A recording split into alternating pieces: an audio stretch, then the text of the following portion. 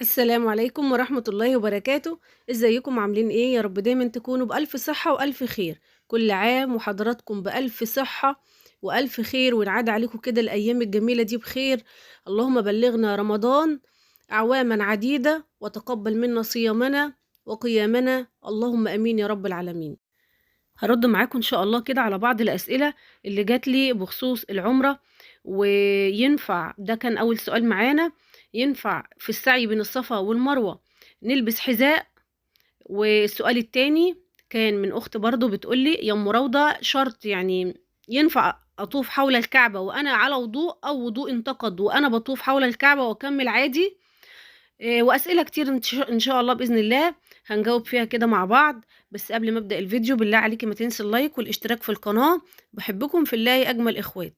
بالنسبة للسعي بين الصفا والمروة لا يشترط إن أنت تلبسي الحذاء، لأن أنا كنت تعبانة وحسيت بألم شديد في رجلي، واتصلنا هناك وسألنا، واللهم لك ألف حمد وشكر.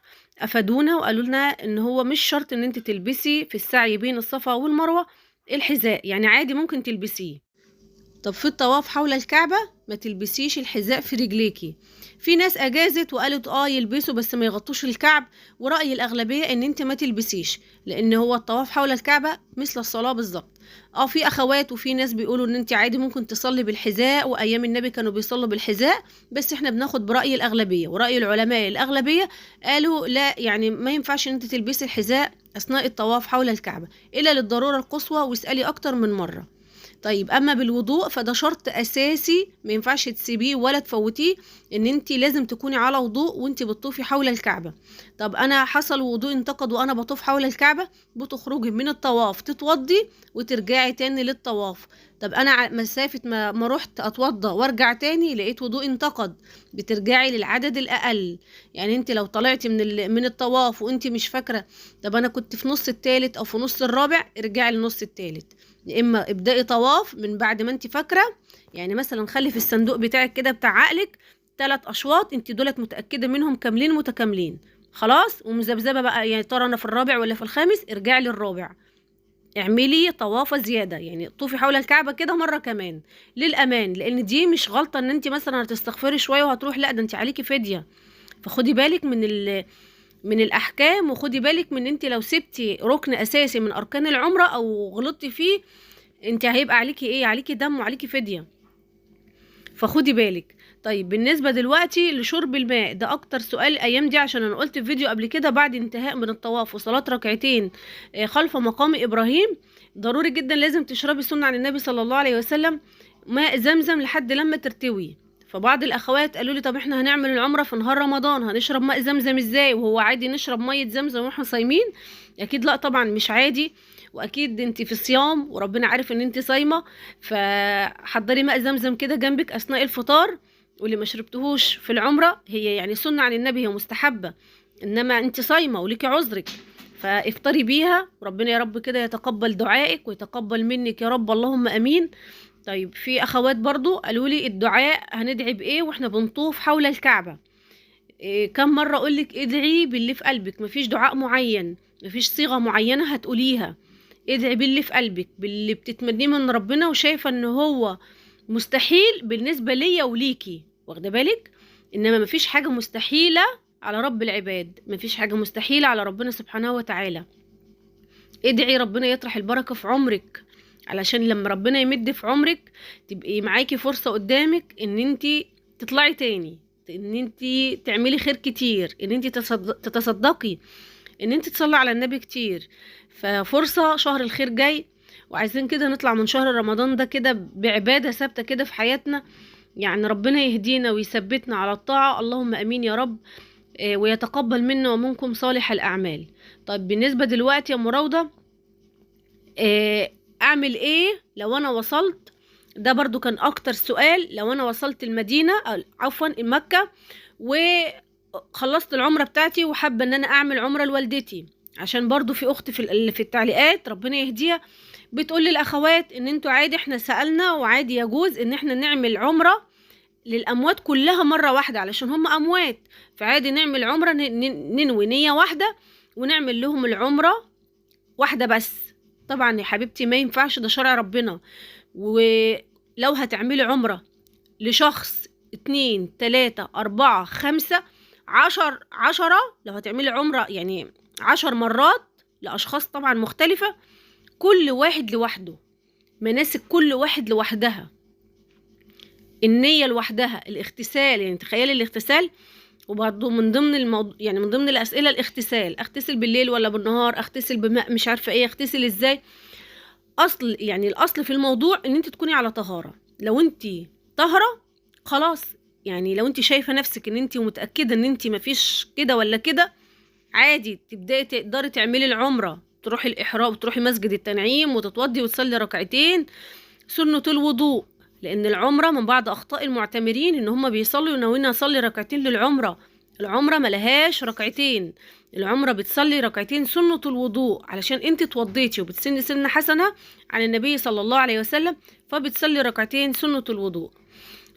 إنما لا يجوز إن انت تعملي عمرة لأشخاص كتيرة في سفرة واحدة أو في عمرة واحدة. ده شرع وده دين، فلازم نلتزم أوامر ربنا سبحانه وتعالى. فلا يجوز طبعا ان انت تجمعي عيلتك كلها بنية واحدة وطواف واحد وسعي واحد وتحل الإحرام مرة واحدة. طيب ارجع تاني لموضوع ان انت بس حابة افكرك ان انت لو وصلتي معايا لحد هنا من الفيديو ما تنسينيش باللايك والاشتراك في القناة لو لسه ما اشتركتيش. بحبكم يا اجمل اخوات، ربنا يديمكم نعمة في حياتي يا رب. بالنسبة لقص الشعر اكتر برضو، يعني كل يوم تقريبا برد على السؤال ده على الخاص وعلى القناة هنا في اليوتيوب. قص الشعر هنتخلص من الشعر اللي احنا قصيناه ده فين، وهل في دعاء بنقوله؟ يعني خلاص انت قصيتي اطراف شعرك ما يعادل عقلة الصباع، بترميه في باسكت هناك بترميه، يعني خلاص مفيش دعاء ولا حاجة. وبرضو في اختي بتسألني بتقولي يا مراوضة يعني في صلاة هنصليها بعد اتمام العمرة واحنا خلاص مسافرين راجعين لبلادنا. طبعا مفيش ركعتين تصليهم معينين او باسمهم، غير ان انتي بتصلي ركعتين شكر لله ان ربنا كتبها لك ونولها لك، يعني ده شكر ربنا سبحانه وتعالى. المفروض اول لما بنوصل وكل يوم وكل دقيقه نصلي ركعتين كده شكر لله سبحانه وتعالى على الفضل والمنه اللي ربنا رزقنا بيها ان شاء الله، يعني ربنا يكتبها لنا جميعا يا رب عاجلا غير اجلا يا رب اللهم امين. كل اللي عليك ان انت هتشكري ربنا سبحانه وتعالى وبس، انما مفيش صلاه مذكوره او سنه عن النبي صلى الله عليه وسلم. كل اللي عليك بس ان انت هتصلي ركعتين شكر لله وتحمدي ربنا وتشكري فضله ونعمه علينا. ربنا يديم علينا نعمه ويحفظها من الزوال يا رب. ده كان بالنسبه انا رديت عليكم كده على بعض الاسئله المتكرره اللي يوميا برد عليها، فحبيت ان انا اشارككم معايا برضو علشان اللي ما يعرفش ومحرج يسأل. وبالنسبه في اخت برضو بتقولي على الحبوب اللي هي مانع للدوره الشهريه، تقدري، انا كنت قايله اسمها في فيديوهات قبل كده، ممكن ابقى اسيب لكم لو حد حابب. يعني انا بس حابه افكرك لو هتطلعي عمره شهر رمضان قريب ان شاء الله، او هتطلعي مثلا في اوائل شهر رمضان اول اسبوع ولا حاجه، ان في حبوب بتتاخد علشان تأدي مناسك العمره بتاعتك بأريحيه واطمئنان. في حبوب بتتاخد قبل ميعاد الدوره باسبوع، طبعا باستشاره الطبيب. طبعا يا ريت يعني من المصاريف اللي انت صرفتيها استشيري دكتوره لو عندك تعب، عندك مشكله، عندك لا قدر الله حاجه مزمنه، علشان ما ينفعش تاخدي كده اي ادويه وخلاص يعني من اي حد. فانا هسيب لك اسمها. دي كان الصيدلي يعني مدهاني وقال لي قبل البريود ميعادها باسبوع، بتتاخد مرتين في اليوم متواصلين، يعني قبل ما تسافري خدي لك علبتين واحسبي كده الايام بتاعتك وخلي شريط زياده معاكي احتياطي لربما شريط يضيع منك ولا حاجه تضيع منك، لان مجرد ما بتسيبيها على طول بتلاقي البريود جاتلك. فهي مصرحه وهي يعني امنه. فانا بس حابه افكرك ان في حاجه زي كده علشان لما توصلي هناك ولسه كده انت قاعده كده ومبسوطه ما تجيش هي ليكي وتزعلي وتتنكدي. ففي برشام ضروري جدا اسالي عليه وجيبيه من الصيدليه. لو عندك مرض مزمن او عندك حاجه تعب او في مشكله عندك تقدري تستشيري دكتور وطبيب، علشان ما ينفعش ان انت تاخديه من نفسك.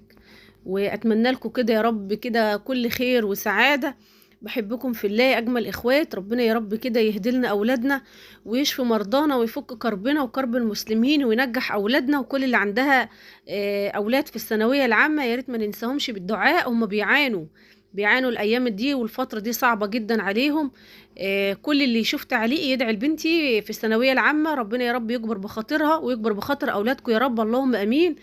وما يكسر بخاطركم ابدا ابدا ابدا، ويفرحكم كده بحبايبكم باولادكم يا رب، اللهم امين. مرحله صعبه وفتره صعبه عليهم، لان من بدري بادئين مذاكره يا حبايبي، فالفتره دي كده بيحسوا ان هم خلاص يعني فقدوا الامل.